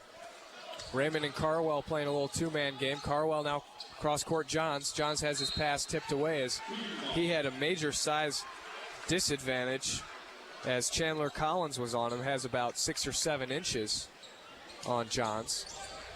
Johns to inbound now for Wheaton. Finds Panner, right pocket, underneath to Wheatley. Great pass. Has his shot blocked from behind by Collins. And here comes Wessels. Right wing, left-hand dribble, driving on Raymond in the lane. Wessels pump fakes, has it knocked away from him, picks it up, left pocket, still has his dribble, and he's going to be whistled for a walk as he took 2 steps before he put the ball down. Yeah, I'm not sure what he's complaining about there. That looked like a pretty obvious walk. He tried to step into Raymond and took his other foot with him. The only thing Wessels would be able to debate is if Raymond had his hand on the ball. Looked like he may have knocked it away from him a little, but I agree with you. I think he walked. Here comes Panner up the left side. Wheaton by 6, 56-50 in their 3rd conference game of the season. Panner drives by all the defenders and misses a short-range shot. Wheelie with the putback. Great rebound by Wheelie, and Augustana not boxing him out. Probably not a good idea. Here's Pelton, finds Delp, left side. Delp, top of the key to Collins. Collins, right-handed dribble, goes right pocket to Pelton, who puts up a 3 over Johns, and that's good. Big shot. Seems like Augustana, every time Wheaton starts to pull away a little bit, has a big play on the offensive end to get right back in the game. They just won't go away. That's right. They're hanging in there. Trail by 5. Wheaton with the ball, 58-53. They've got the lead as well. Raymond with it, right hash. Dribbles, goes by Delp. Fall away jumper, no good. And the board tipped out by Carwell, and he saves it to... Actually, it's saved and then punched into the front court. Lots of bodies going everywhere, and Delp misses a layup. Wheelie pulls down the board, and here comes Wheaton. 3-on-2 fast break. Raymond in the lane. Runner. Got it to go, and give him the foul. How did he hit that? Kent Raymond continues to do things that seem to defy gravity. That was unbelievable. He got hammered with the body and completely falling away from the basket. The ball was almost on the ground when he threw it back up towards the hoop. And he'll have another chance for a 3-point play. Raymond goes to the line for 1. He's got 23 on the game with still 10 minutes to go here. And it's not even Kent Raymond time yet. Late in games is when he usually starts to take over.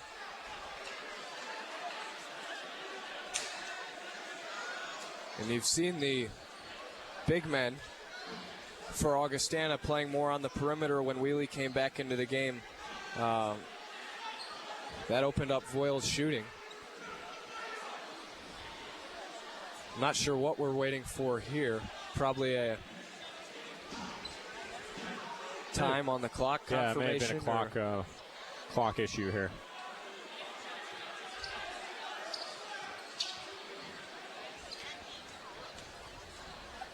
Raymond with the free throw, and that's good. Give him, what, 24 24 now? on the game for Raymond.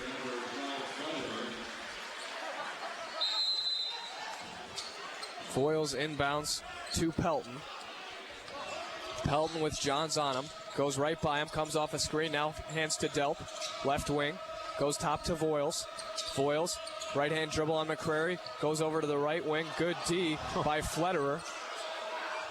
And now ball goes to Voiles in the right pocket, defended by McCrary. And he throws it into the backcourt and out of bounds right to Coach Harris. Thank you very much. Big turnover there, and Wheaton once again starting to open up a bit of a lead here. They've got an 8-point lead and possession of the ball, just over 9 minutes to go in the game. So if Augie's going to hold on, they've got to start hanging onto the ball better in the offensive end. Ball inbounded into the backcourt. That was the last option, but Johns took it. And Panner will bring the ball up the floor. No call as he bowls over Wessels. And Panner backs it out now. Left-hand dribble. He goes over to Johns. Johns. Left-hand dribble, left wing. Trying to find Flederer. Picks up his dribble. He's stuck. Finds Carwell. Again, showing for the man who picked up their dribble. 7 left on the shot clock. Carwell spinning, flipping it up towards the basket, and that doesn't go. Johns is going to get called for a reach-in foul. Yeah, and that's one of those that you can forgive if you're Coach Harris. It looked like Augustana was on a fast break the other way, and Johns reached in and stopped the break. So that's not a bad foul for Wheaton. We think you can forgive it, and it looked like Coach Harris gave him an earful while he was walking back down the court. That's why I'm not coaching the Wheaton basketball team, I suppose. You're too nice, Zach. You're too nice. Here's Delp. Pump fake gets Flederer in the air, now pulls from 3 and does not connect. Out of bounds. Wheaton ball. 61-53. Wheaton with an 8-point lead over the Vikings. 8:23 left in the game. Johns inbounds it to Panner, who will bring it up across the timeline. He's got Washington on him. Calls for motion offense. Now goes over to Johns' right wing. Finds McCrary. Right side baseline, driving. Kicks out Carwell from 17 feet out. Dishes back to McCrary. Baseline right jumper. He hits it again. 10-point lead for the Thunder. Here comes Delp down the other end. Pulls from the right elbow. That's long off the back of the rim. Rebound Carwell. A little bit of a desperation possession for Augustana there, and that's what you can't do if the Vikings want to get back into this game. Just too much of a too much of a rush, and just putting up the shot with no offensive rebounders under the basket. 63-53. Wheaton with a 10-point lead. 7:30 left, and McCrary looking for someone underneath, and it looked like Johns got caught up on a defender, so that's going to go out of bounds. Viking ball. Yeah, just a little bit of a miscommunication there. I think he thought Johns was going to cut to the hoop, and he did end up looking like he got caught up with the defender and didn't end up making the cut. Inbounded to DeSimone, who checks back into the game. DeSimone brings it up across the timeline and goes over right side, finds Wessels. Wessels left-hand dribble, finds DeSimone, left wing, bounces underneath to Bertrand on Carwell, posting him up. Right-hand hook shot's good. Flederer inbounds to Johns as Wheaton's lead is cut to 8. 63-55, 7 minutes left. Johns, right-hand dribble, finds McCrary, right wing, goes over to Flederer, right pocket. Left-hand dribble now, he's double-teamed, and he finds Johns, finds Carwell, straight away, he walked. Augie ball coming down. But Wheaton getting Raymond and Wheelie back into this game to close it out after they got a bit of a rest. So Coach Harris obviously not going to let this game get away from Wheaton, putting his 2 best players back into the game. And he is going to take a full timeout. Not bad when you sub 2 All-Americans into the game. And these 2 All-Americans and this broadcast, thanks to Mr. Hyde. Yeah, this broadcast of Wheaton College basketball is sponsored by Dr. Richard Hyde. Dr. Rick believes Jesus gives life and healing to his children. He uses the spinal cord and brain to do this in the human body. Dr. Rick uses computerized technology as well as chiropractic and physical therapy to achieve the God-given health potential of his patients. Dr. Richard Hyde is on Roosevelt Road in Wheaton. That's Dr. Richard Hyde at 630-665-0788. So we're here on C-Train Appreciation Night at King Arena. We got a pretty heavily covered game. 3 radio stations here tonight. At least 1 TV crew. Yeah, and they're seeing a show put on by Kent Raymond and the Wheaton Thunder here in the second half. I read an article that was actually written this past week about Kent Raymond and this Wheaton team in the Chicago Sun-Times, just about their #1 ranking in the nation, and a pretty interesting article. It seemed like the Wheaton players had all been thoroughly coached about how to handle the media from Coach Harris, all of them saying that the #1 ranking really meant nothing, and that it was much too early in the season to worry about things like rankings. So it does seem like they have been coached well by Coach Harris. They know that being ranked #1 in the nation during the regular season for 3 weeks now? Yep. Doesn't mean a thing, because there are plenty of basketball teams that want to get you.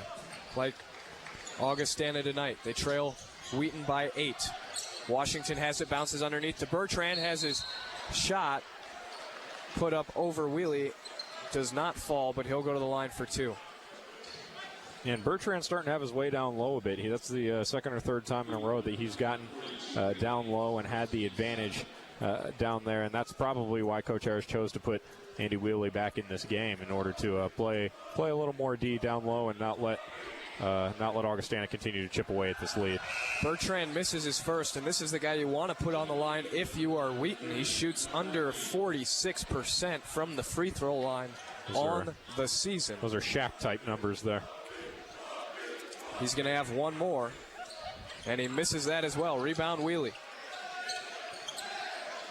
On the floor for Wheaton, Wheelie, Johns, Flederer, McCrary, and Raymond. Flederer to bring the ball up the floor. And he has his pass tipped away from him. Right back to him, though, and now he'll bounce to McCrary between the circles. Foul on the baseline as Raymond's cutting again. That's going to be on Wessels.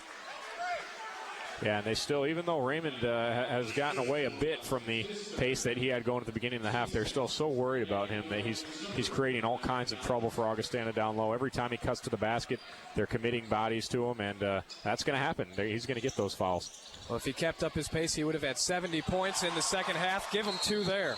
Uh-oh. And he went down after the made basket. Never something you want to see from or see happen to any player, especially someone who could compete for Player of the Year award. And it's going to be a timeout on the floor. That gives Wheaton a 10-point lead. Raymond's bucket did. We've got just over 6 minutes left in the ball game. Yeah, it's a tough break for Raymond driving to the hole, and obviously just hope that he'll be able to get up and be all right. Kent Raymond right now on quite a roll. He just won his 2nd straight CCIW Player of the Week award, and it was his 3rd of the season, the 9th of his career, and I wonder if they're going to start feeling bad for the rest of the conference and maybe just start giving it to other people just for the heck of it, because the way he's played in the second half, he might be on his way to his 3rd consecutive Conference Player of the Week award. Raymond, obviously the heart and soul of this Wheaton team. He's led the team in scoring 9 of the 13 games Wheaton has played this year. He had a high of 38 against Illinois Wesleyan just a couple games ago in that hard-fought 74-70 victory. He's averaging 25 a game right now, which is 6th in the country, shooting 92% from the free throw line. And just in case anyone saw those numbers and wanted to accuse him of being a ball hog, he also has 53 assists on the year, leading the team. Looks like Kent's up. Yeah, he's up with the help of Josh Quam and David Eske. And he'll go back to the trainer's room, I'm guessing. That's where he's headed. And he gets a round of applause as he leaves. And this Wheaton team, time to step it up big time. You do not want to let a game like this get away from you, even in situations where Ken Raymond goes down with an injury. Foul here on Wheaton. Yeah, and that's the biggest thing, Noah. You can't let this game get away from you if you're Wheaton. They have to play. Obviously, we don't know, but we have to play as if Kent Raymond won't be back for the remainder of this game. And there's still 6 minutes left in this game, and they're only up by 10. So they've got to stay focused. They've got to stay in this game, even with their best player off the court. Washington, 73% free throw shooter on the season, 1-1, and he makes the first. That cuts the lead to 9.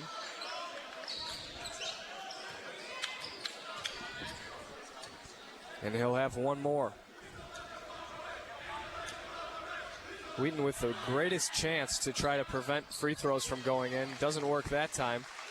Angel on the rim. Please don't let that ball go in. Flederer to inbound. Finds Panner. He'll bring it up the floor. Panner is double teamed in the middle of the floor and finds Flederer. Flederer back to Panner between the circles. Wheaton by 8, 65-57, 5:47 left in the half. Panner goes up from the right block and misses it. Bertrand with the rebound. Here comes Augustana. Wessels, right wing. Johns on him. Wessels driving. Bounces underneath to Bertrand. And Bertrand will leave it for Washington. Washington, right-hand dribble. Kicks it out. It's going to go over to Collins now, right wing. Collins looked like he walked. No call. And now a foul call. And that's going to be on Andrew Johns.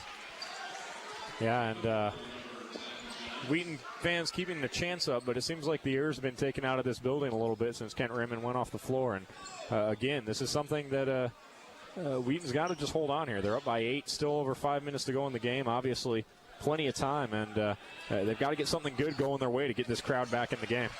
They're up by 8, but 84% foul shooter on the line. Wessels has got a chance to cut it to 6 after he makes the first.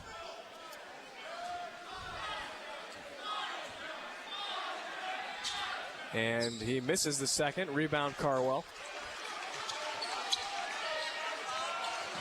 65-58. Wheaton with a 7-point lead. Panner, right hash, right wing now. Goes between the circles, finds Flederer. Back to Panner. Bouncing underneath, trying to find Wheelie. Comes up with it, kicks it out to Carwell. Carwell has it taken away from him, and here comes Augustana. DeSimone slows it down. Has it on the left side. And he's coming now towards the middle of the floor. And he throws it almost into the hands of Carwell. Bertrand corralled it. And it's going to be rotated over now to DeSimone on the right side. Trying to find Collins. Come off a Collins screen. Left-hand dribble. And Carwell steps out over the screen. And he's going to be whistled for a foul. Touch foul. Yeah, the reach called there on Carwell. That's actually, they called the hand contact to the body, I think. But that was, like you said, Noah, a little bit of a ticky-tacky call there, I think. That's the 10th foul on Wheaton, so it's going to be 2 free throws for the remainder of the contest.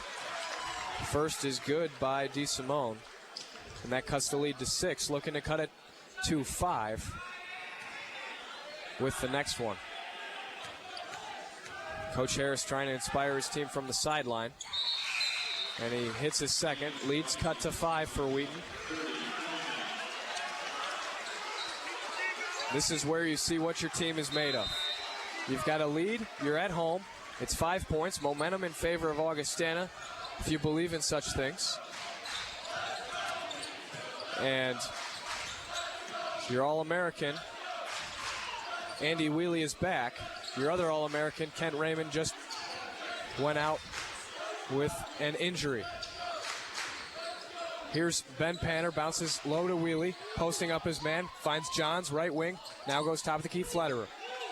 Over to Carwell, 18 feet out, 5 left on the shot clock, pulls from 19 feet, that's long, and rebound goes to Augustana out of bounds.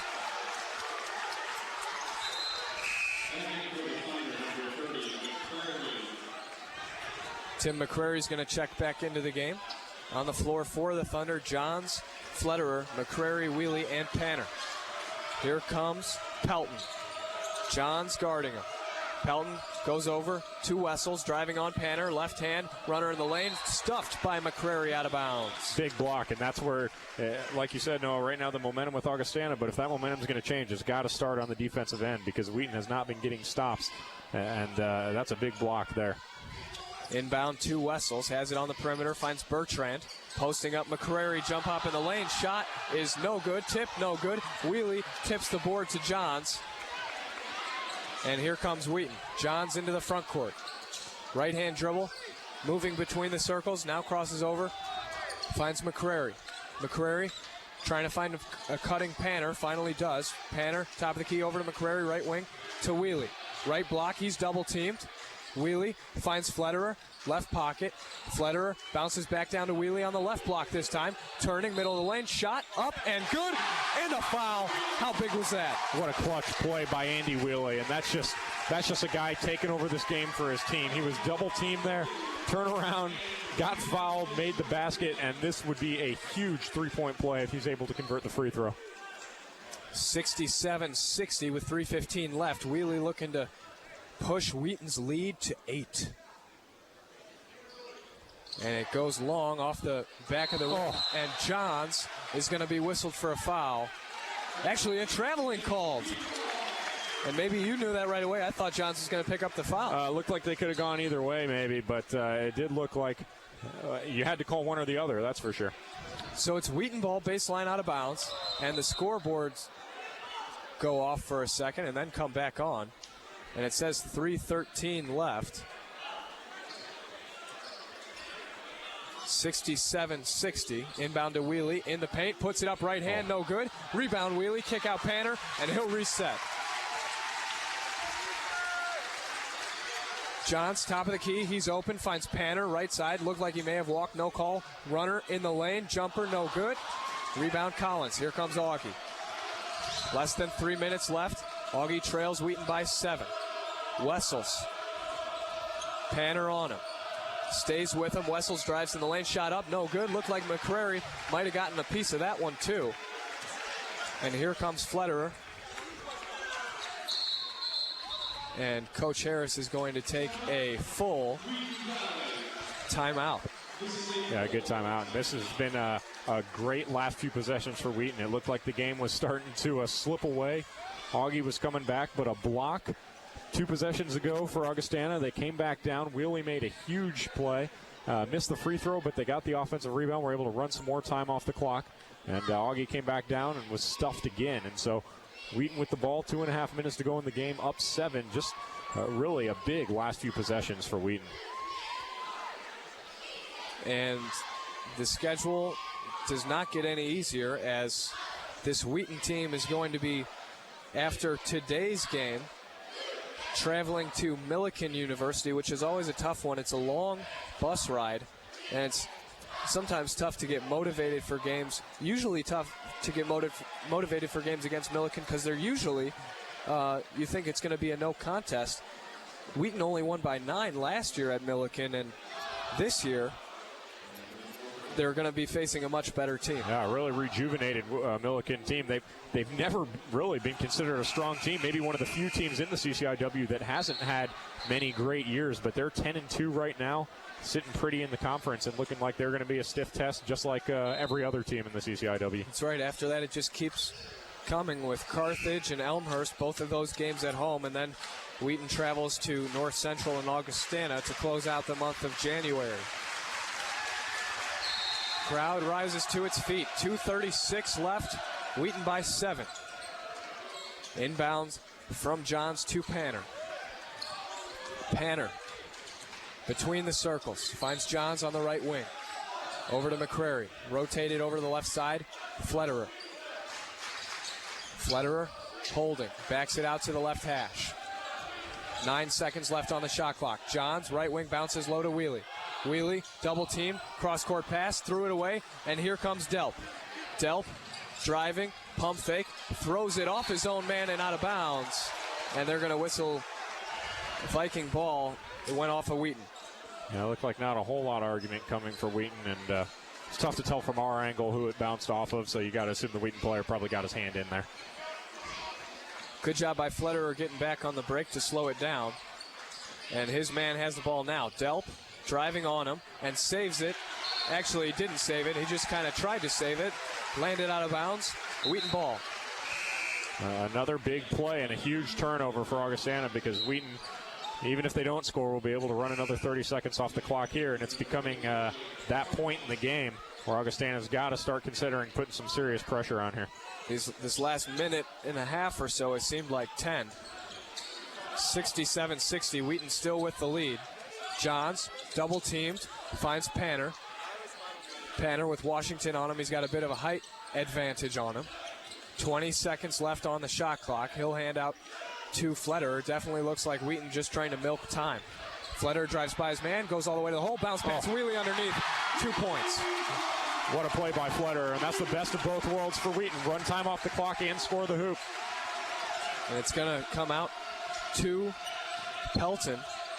Finds Wessels baseline left, and he'll go back to Pelton. Goes by Johns, driving in on Wheelie. Shot up, stuffed by both Wheelie and Carwell, and there were a lot of bodies there, and foul is called.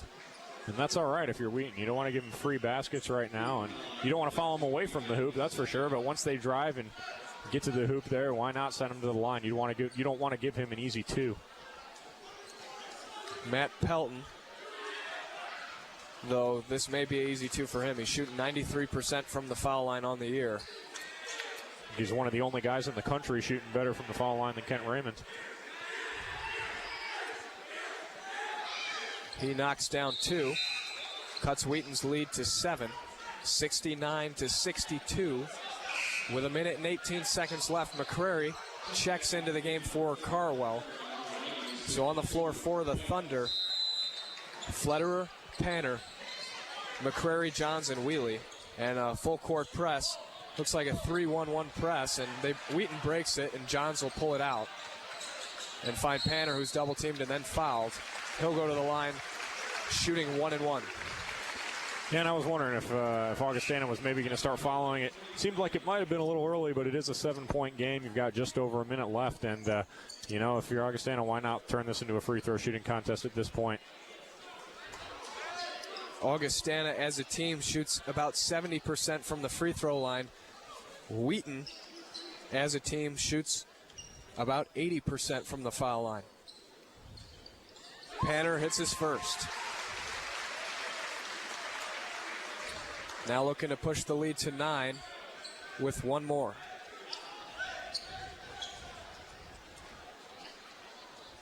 Hands go up in the air by the crowd. And they come down along with the ball. 71-62, Wheaton with a 9-point lead, just over a minute left in the game. Here's Augustana. Wessels has it taken away by Johns. Lead pass for Wheelie, up to Carwell, lead for Flederer, all alone, layup good. 11-point lead, 73-62. 50 seconds left in the game. Kick out to Voiles, he'll pull from threes, hit it before and he hits it again. Big man coming through in a big way. Yeah, big shot by Voiles there. Looked like Wheaton might have put it away, but Voiles knocking down a big three from a few feet behind the three-point line there to cut the lead to 8. And again, Voiles came in on the season shooting, he was 2 of 6 from the perimeter on the season. What is he today? That makes him 4 of 5 from behind the three-point stripe today, so I guess he's feeling it. And that's something they've done is take their big man, Voiles, and he's gotten, I wonder how much time he usually gets a game. Usually Voiles plays about 15 minutes a game. And he's right there. He's got 13 right now, actually a little less than he usually gets. So he's just made the most of his opportunities on the court. He's their leading scorer in this game with 14.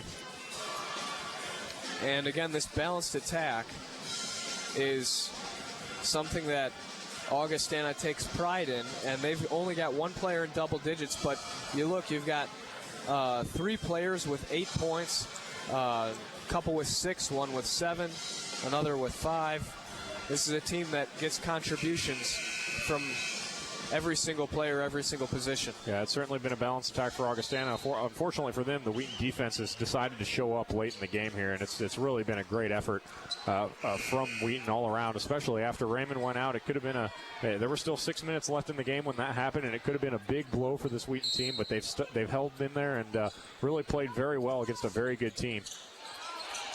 McCrary looking to get the ball in. 5 seconds is called. Turnover. No time goes off the clock. Wheaton leads by 8. There's 46.6 seconds remaining. And another big turnover. Augustana gets the ball, and that's the best possible situation for them. No time comes off the clock. They don't have to foul, and they've got the ball under Wheaton's hoop. They'll run 4 corners on the paint to inbound. Bounce to Bertrand, and a foul is called on the floor on Carwell as he had his hands down by Bertrand's waist. 2 shots for Bertrand, but again, that's the man you want to put on the line if you're Wheaton. Yeah, once again, it's tough to say you want to foul in that situation, and not take any time off the clock. But like you said, Bertrand, not the best free throw shooter. Oh, yeah, I wasn't saying they wanted to, just saying if a foul is called, that's the guy that you want at the line. And I guess not, because he hits his first. That makes him 1 for 3 on the night. And make it 2 for 4 as ice in his veins. Bertrand knocks down 2 free throws. Clutch. Just like Shaq. He went 7 for 7 the other day, I think. And I think Bertrand's been watching him. And at one point, as McCrary gets the ball into Panner, and Panner will go to the line for a 1-and-1. I believe Shaq hit 13 of 13 free throws one time. One time in his long career. Still 13 That's still for 13. impressive. I don't know if he's gone 13 for 13 from the floor in his career. Well, Wheaton had an 11-point lead with 46 seconds left in the game. 2 seconds have come off the clock, and they've got a 6-point lead. So nice job by Augustana to force a turnover and get back in this game. But Ben Panner now at the line to try to cut the lead back to 8. Extend the lead to 8, sorry. And he does. Well, he extends the lead to 7. 74-67. One more for BP. Nothing but the bottom of the net. And here comes Augie. It's got to be a 3 if you're Augustana. And kick out. Wessels for 3. No good. That's long. Rebound. Wheatley finds Panner, and Panner will hold and wait for the foul. He's triple teamed. Cross-court pass to Johns, and Wheaton will run this time off. And Wheatley is fouled, and the big man will take a trip to the line. Well, nice job to work a few seconds off the clock if you're Wheaton, but they ended up working it to the man that Augustana probably wanted to foul, although Wheatley not a bad free throw shooter, but he is the big man on the floor. A little less than 64% on the season. Short on his first. You can tell he's frustrated with himself, but he came down with a big rebound on the other end just before this. Yeah, a huge rebound as Augustana. He fought off 2 Augustana players under the hoop and came down with the ball, kicked it out quickly, was able to take another 5 seconds off the clock. And he misses his second. Rebound to Collins. And here comes Pelton. Crossover to his right hand. Runner in the lane is no good. Gets his own board, puts it up and in. That cuts Wheaton's lead to 6 with just under 20 seconds. 19 and a half seconds remaining in the game. Wheaton leads 75-69. Both teams in the double bonus. And we'll get a full timeout from Augustana. And Pelton there going to the hoop, getting the points on the board. You wonder if he's maybe being a little too conservative there. Under 20 seconds to go in the game, down 8. You wonder if it's time to start putting up threes if you're Augustana, but he got the points on the board, and it's a 6-point game with under 20 to go. Yeah, I think what he realizes is, while it is under 20 seconds, so it's not a whole lot of time, he's got enough time to cut it to a 2-possession game by taking the easy 2. You might even see if they get a steal or something off this next inbounds pass, go for another quick 2, so that, run 2 or 3 seconds off the clock, and then you have the lead cut to 4. Well, that's certainly what you'll see here. You'll see Augustana putting a lot of pressure on this inbounds pass, doing everything they can to force the steal, and if Wheaton does end up getting it in, they're still going to try to force the steal, but that's when it becomes hack away time. And nobody is going to leave their seat unless it's to stand up in celebration or in a bit of worry.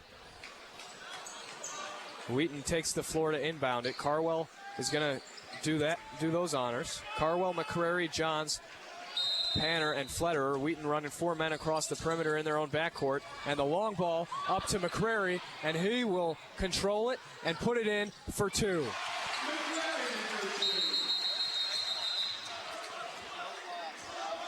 And the clock didn't stop after the basket.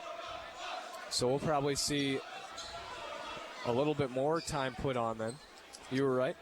15.4 seconds now on the clock. That was a great inbounds play by Wheaton that Coach Harris drew up there, though. The break of the press, full court pass, and pretty much putting it away there with that, too. And it's going to be Pelton bringing it up the floor. He drives for another 2, and he hits it as Johns didn't want to foul. And a travel call. Is that what it looked like?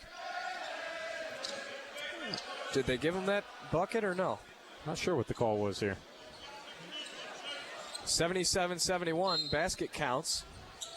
Carwell to inbound, fakes a full court pass, inbounds it to Johnson. He'll go to the line to try to ice the game with under 10 seconds left. Kent Raymond has returned to the floor to watch his teammates close this one out. Show of support there from Raymond. He's got ice on his left ankle, so you'd say best case scenario for Wheaton is a rolled ankle. You'd hope like so. That. You'd hope so. John's first free throw is good. Sophomore coming through big, and you don't want to say anything's final till it's final, so we won't, but that does extend the lead to 7. One more, and it extends it to 8. 79-71. Here comes Pelton to Delp for 3. That's no good. Rebound Flederer, and that should do it. And it will. Wheaton College moves to 3-0 in conference play, 14-0 on the season, and they take this victory against Augustana 79-71. And what a great victory for Wheaton. I mean, they were playing one of the best teams in the country, and Augustana has proven that they are one of the best teams in the country every single season. And Wheaton lost their All-American best player with 6 minutes to go in the game and played great the rest of the way. And you've got to give the Thunder a lot of credit for that one. They really looked like the number one team in the country once again, and there's no reason to think that's going to change after this one. And we are going to get an interview with Coach Harris, hopefully. I seem to have lost him in the crowd visually. Okay, he's straight across from us. And he's going to actually take care of some business first before he comes over here. And now he'll make his way over. Again, tight game before Wheaton finally pulls out as victors in it. 79-71 final score. And actually, he's going to come and do the interview with us after he interviews the masses of media that we've got here. Again, there were 3 radio stations covering this game, at least 1 television station, the one you're watching on right now, if you're watching on WETN.org. And he's going to come to us after he gets the big boys. The big boys, yeah. Right. WTN has been knocked down the list a level. You know, it's sad. It shouldn't happen, but every once in a while, it does. We understand. And you looked at this Wheaton lineup, which had learned to play so well and so effectively without the presence of Andy Wheely. And the only thing you can hope is that they don't have to learn how to do that without Ken Raymond. Yeah, I mean, obviously a big injury at the end of the game. It didn't end up mattering all that much in this one, which is a very good sign for Wheaton's prospects. You know, they've had to win the last few without Andy Wheely, and if Raymond goes out, obviously the rest of the guys are going to have to step up, just like they just did in Wheely's absence. And again, this interview with Coach Harris coming pretty soon. Wheaton again moves to 14-0 on the season. Our next broadcast here at WETN will be at Millikan University. Jacob Peklo and Matt Lloyd will have the call on that one. That is going to be January 17th, 3 days from now. Tune in at 7:30 or a few minutes before to catch their pregame, and you'll have that one. And then, Zach, I believe you and I are going to be back here the 21st when Carthage comes in to visit. And that'll be a big one. I mean, obviously you can't overlook Millikan, but Carthage looks great this year. I think they're a couple points away from entering the top 25. Wouldn't be surprised to see them in next week's poll. They've looked great, and they just beat this Augustana team.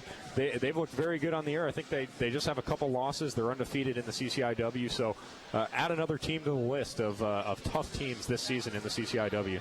And after that, the hits keep on coming. If you